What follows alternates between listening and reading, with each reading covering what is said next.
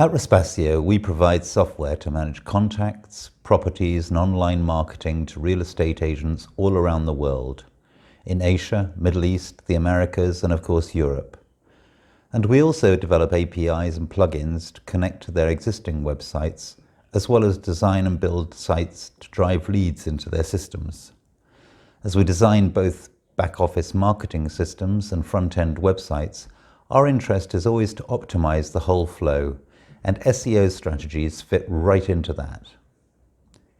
If you're an international real estate agent or property developer who has a website, or you're planning one, then this video will show you how to increase the quality and quantity of leads that your website generates by changing your SEO strategy. At the end of this session, you'll have a good understanding of what content your site requires to increase lead quality and the changes you need to make to rank well on Google. If you work in the international real estate sector, then you'll understand how to get the best out of your site and what you should focus your internal or external SEO teams on. If you're a startup and you do your SEO yourself or plan to, then this will show you how to optimize your effort to bring in organic leads faster. If you're an SEO working for the international real estate industry, this will open your eyes to how you should plan content. Many of us have looked at our websites and thought, I know it needs content, but what shall I write? And we sit looking at a blank page. Perhaps we did some keyword research, and we have so many ideas, we don't know what will be best. The answer is that it depends on what's the goal of your site. In almost all cases in international real estate, the goal is to convert the user to an inquiry, to generate a lead, so we're going to focus on that. Faced with that blank page, too many of us have wasted our time writing an article about the weather. Your website's not there for small talk. It needs to be specific. Every piece of content needs to get us one step closer to our goal. We want to convert the visitor into an inquiry. When we're searching, it's to find something, because we're interested in a particular topic. As buyers of anything, whether a property or a new camera, we research information on the internet. And as we search for different things, we start along the buyer journey. Every buyer has a journey with a beginning and an end, resulting in a sale.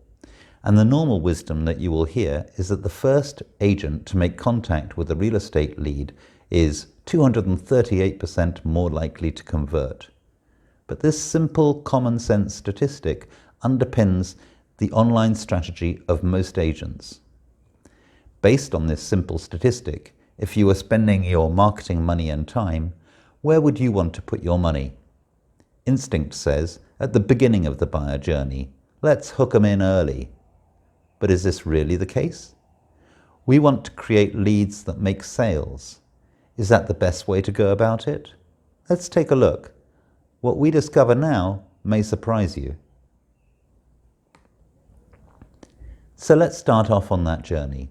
And the first stage is consideration. In international real estate, this first stage can start with a long time before the sale. So we're looking some 1 or 2 years in advance. At this stage, home buyers are asking very general questions like, what areas do I want to consider? What type of property do I want? Is now a good time to buy? Where should I buy? Leads in this stage are just thinking about buying and have not likely actively pursued an agent. Search terms are equally general. Property abroad, property in Spain, living in Spain, moving to Spain, etc. I'm going to be using Spain as an example from here on. These general search terms have a large audience. They're terms targeted by the big property portals like Zoopla and Rightmove. Big budget, multi-destination real estate agents may also try to compete. Here we can see that the lead quality is low. If someone is searching property in Spain, then they're pretty vague. They're open-minded and they're not yet focused. The next stage of the buyer journey might be 6 to 12 months away from actually making an offer. This is the research stage. The buyer search has narrowed geographically. The further along they have journeyed, the more geographically focused their interest will be. They may be comparing areas or asking general questions. How much do I get for my money in area X or Y? What are the local facilities like in these areas? Can I make a rental return in the area? What sort of properties are available here?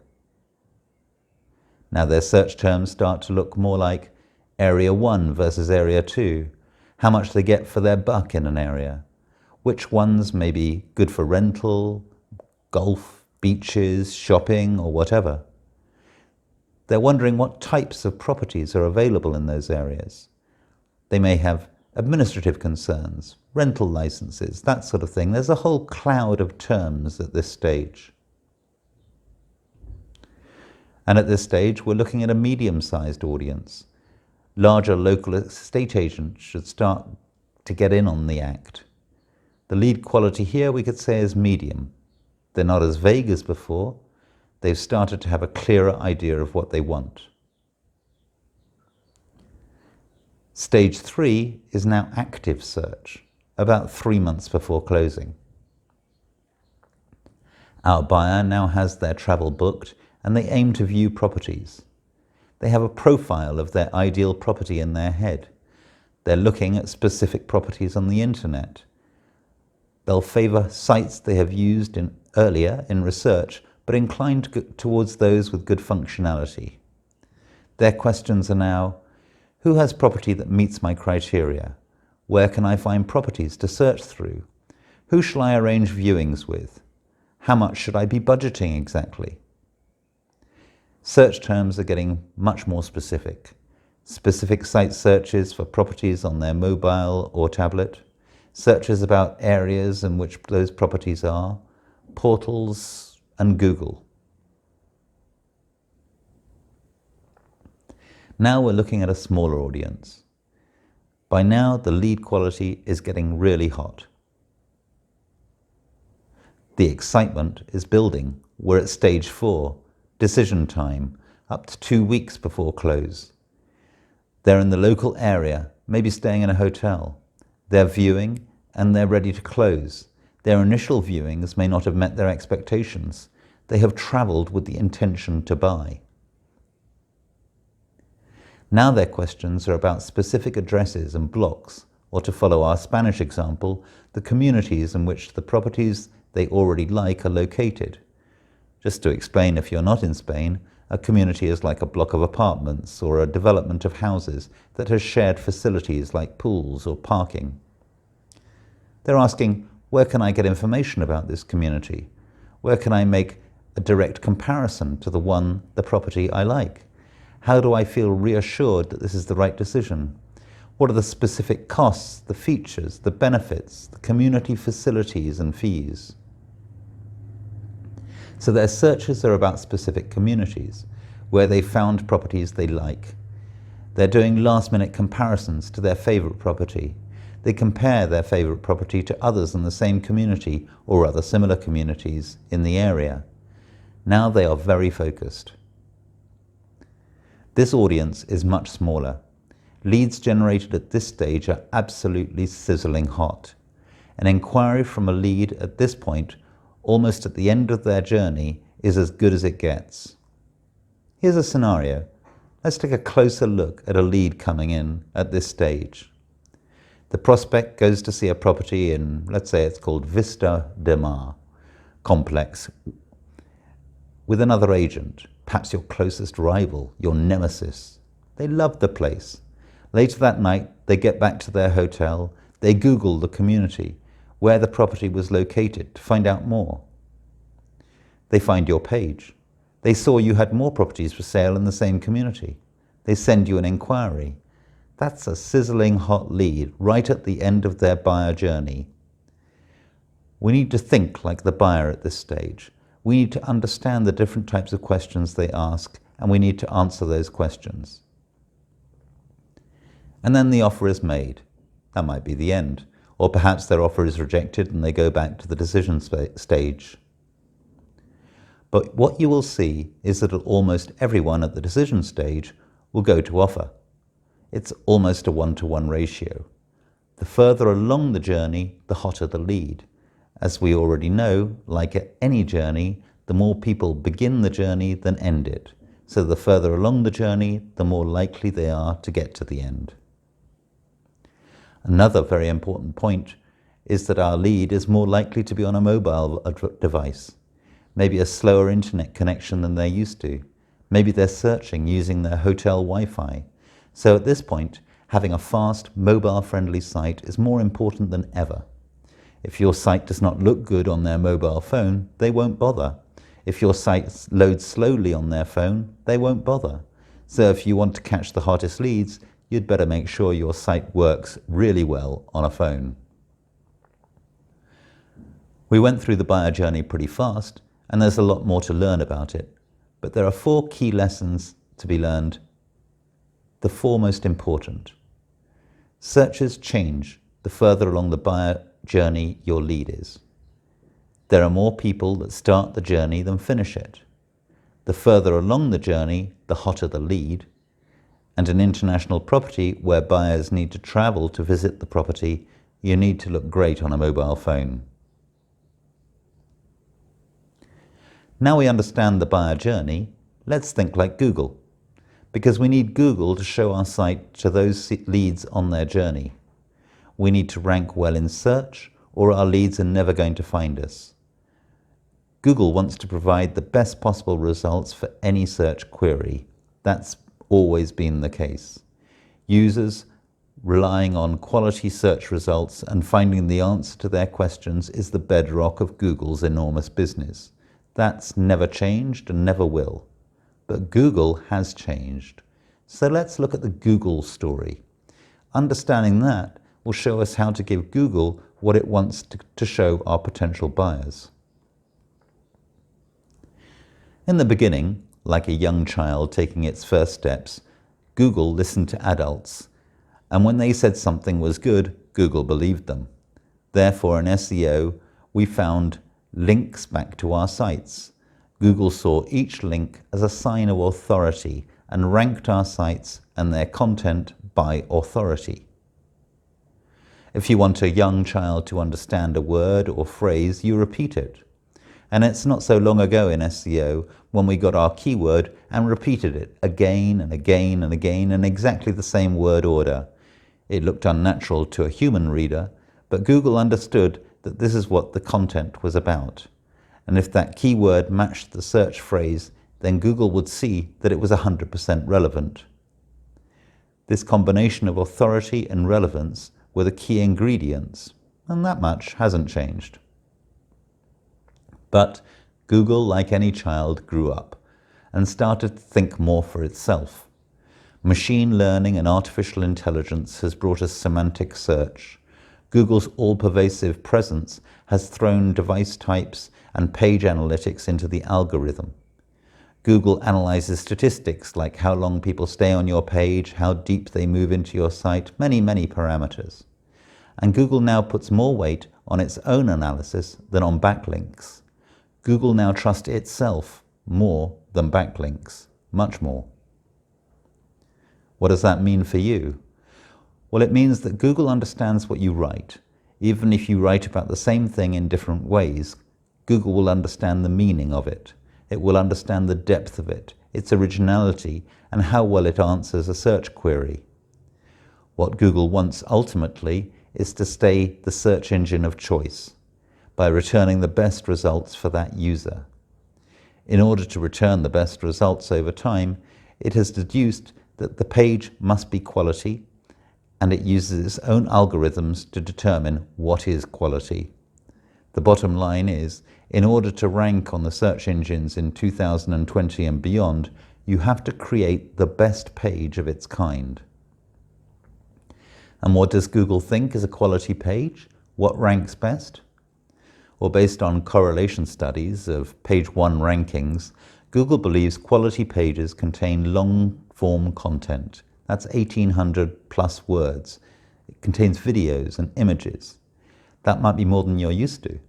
It means content in depth, well structured with subtitles. We're going to cover exactly how to structure website content in detail in another session, and it's amazing what you can achieve if you get it right. Google prefers pages that load fast, they're mobile responsive, and invite the user to engage. Take a look at your website statistics, and you're probably going to see that over 60% of your visitors use a mobile. And we already know that mobile phone users include the hottest leads. Mobile is more important than ever. They include resources on and off-site that offer additional value to the visitors. Some outgoing links are a good idea if they have relevance to the subject. Google wants to return relevant pages that matches the user intent, and it wants the content to answer the user questions and solve the user's problem. If Google thinks yours is the best answer, better than the competing answers, and you have sufficient authority, then your page will rank number 1. But Google also needs to trust your site. We gain authority by having lots of pages on our site that are ranking. The more pages that rank, the higher they will rank. We build trust with every good piece of content that we add. If we target keywords that have low competition, then we'll build authority faster because those pages will be more likely to rank. Coincidentally, those keywords were right at the end of the buyer journey. By ranking on low competition keywords at the end of our buyer journey, we gain more authority, our pages will rank higher, and we'll gain more high quality leads. Google has a lot of tools at its disposal, including Google Analytics. You probably have it installed on your site. These stats show Google if a page is useful, how much time users spend on the page, and if they continue deeper into the site, that's great, more authority. Links to your other articles and landing pages also build authority. If Google is ranking a page and your page is recommending another of your pages, Google will think that one may be worth ranking too. That's easy to achieve with good website structure. For example, if you're using the SEO content management system, then this structure is created automatically and dynamically, so you'll already be ahead of the game. A system like SEO, actually I'm not sure if there are any like SEO, but it takes the hard work out of this. Backlinks from other sites are another way to gain authority, and this used to be the most important, as we said. It no longer is. In fact, many SEO companies offer backlinking are probably going to be doing more damage than good to your site. Backlinking needs to be organic. Google is not stupid, and it can spot unnatural backlinking. Google spots cheats pretty well. Each time Google's algorithm has had an upgrade, sites have lost their positions. Google penalized keyword stuffing, unnatural writing, spammy backlinks, and all the things that the SEO industry used to game Google. We don't want to game Google. We don't want to cheat. It's a bit like Volkswagen and Tesla. You must have heard the story. They both had emissions tests and had different ways of dealing with it. Tesla built a car with low emissions. Volkswagen gamed the system. They cheated and eventually lost out when they were found out. So if we want long-term marketing, we don't want to game the system. The only way is to do it right. You need to provide quality, originality, and depth of information. But luckily, you have it. It's there in your head. You talk about it every day to your clients. Your local knowledge is the key to your success. So now we know how Google thinks. Let's think like an estate agent. It's time to put this into action and be a master strategist. So how do we mash up the local knowledge in your head, the buyer journey, and what Google wants to create a practical marketing strategy? We can start by thinking about our ideal, the perfect sale. Every now and then we find the dream lead. They contact us on Monday to buy a property. They look at the property, with others we show them on Tuesday, and by the end of the week their offer is in and accepted. We now know that our dream lead reaches us right at the end of the buyer journey. The end of the buyer journey is where we find the hottest leads. We know that if our lead searches for property in Spain, he's probably at an early stage of the buying journey. If he searches for property in the general area, like maybe the Costa del Sol, he's still a bit vague. Your town, that's a good lead. A particular complex, properties for sale in our Vista del Mar, that's pure gold. The further along that journey we get the lead into our sales pipeline, the less work we have to do. 2 years of accumulated work can add up to a lot of time when you're adding new leads constantly. You also need to consider the resources you'll need to manage leads coming in. Consider that each lead may take up to 2 years to nurture. Nurturing one lead over 2 years may only take a few hours, but those hours add up fast as more leads come in every day and then leads slip through your fingers. Unless you have a good contact management system to support you, things are going to get out of hand pretty quickly. The Respasio contact management system organizes these leads so you can manage thousands of leads at each different stage of their journey without losing or neglecting any potential client. This level of organization and automation saves hundreds of hours. But even so, we want the highest quality leads. And as we know, more people set out on the buying journey than arrive. So the further along they are in the journey, the more likely they are to reach the end, but also the more will have dropped out along the way. There are fewer dreamers at the end of the journey. We know that the big keywords are more competitive and the very specific long-tailed keywords are less competitive. The further along the journey, the less we have to compete with the big boys and their big wallets. Like any strategist, we should choose where we fight our battles. We want to put our resources into fighting the battles we will win. We don't have an infinite amount of money or time. We should fight our first battles where we gain the most. We gain the hottest leads where we gain Google authority. After ranking with these initial pages, we will have gained authority.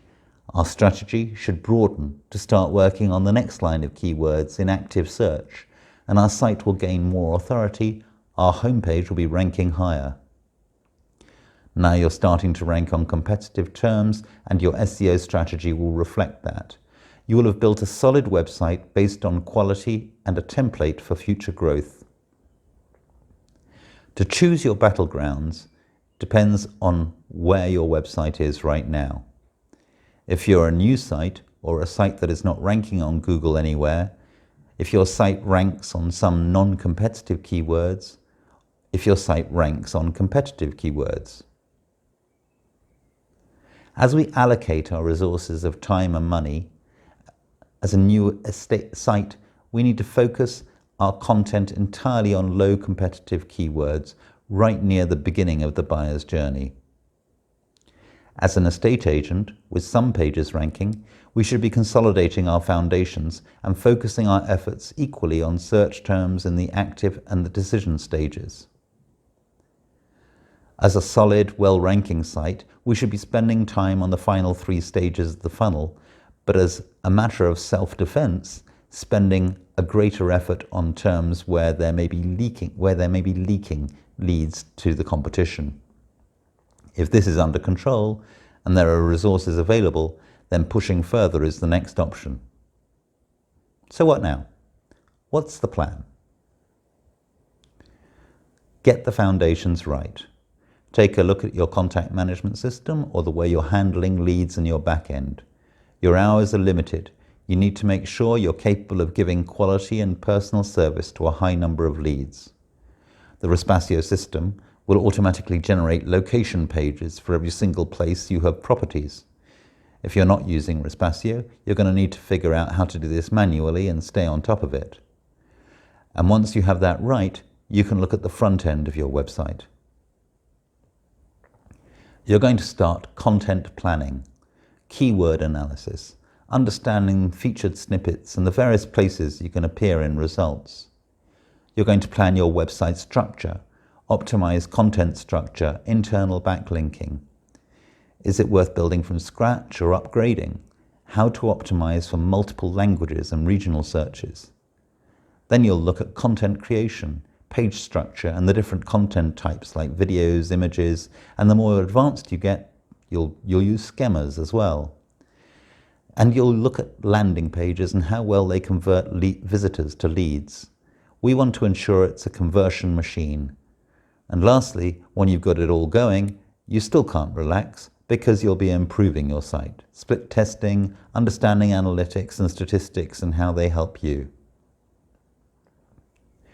We've gone over a lot in a short space of time today, but let's see how this can apply to your organization. The fast way is to simply talk to us to get a free consultation. Let us help you. And if you decide to make the move to Rispasio, then not only will you have the world's best real estate contact management system and website systems, but you'll also have our teams and our expertise behind you. We're much more than just a system.